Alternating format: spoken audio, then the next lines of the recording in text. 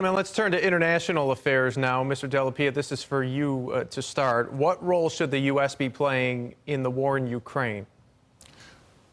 We are, at this point, holding together a very strong NATO alliance that has a lot to lose if the Ukraine goes down.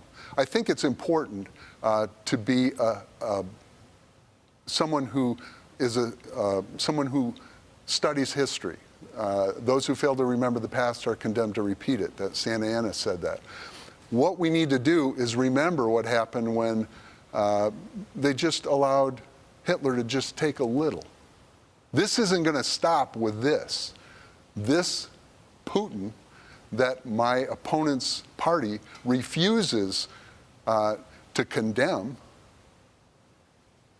he is part and parcel of a lot of the things that are going wrong with inflation and with the cost of fuel. So we absolutely need to support the Ukraine as we can. Mr. Langworthy, the same question. You have 60 seconds. I mean, that is just utter nonsense what he just said. Here's your condemnation. Putin is a murderer and he's a madman.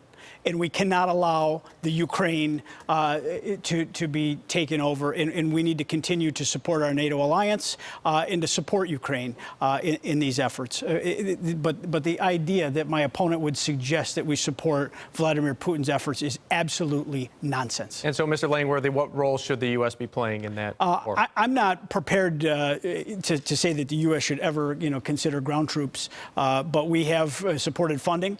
We should continue to do so, and we should monitor the situation greatly. But our NATO alliance is strong. It needs to get even stronger. Mr. Della, 15 seconds.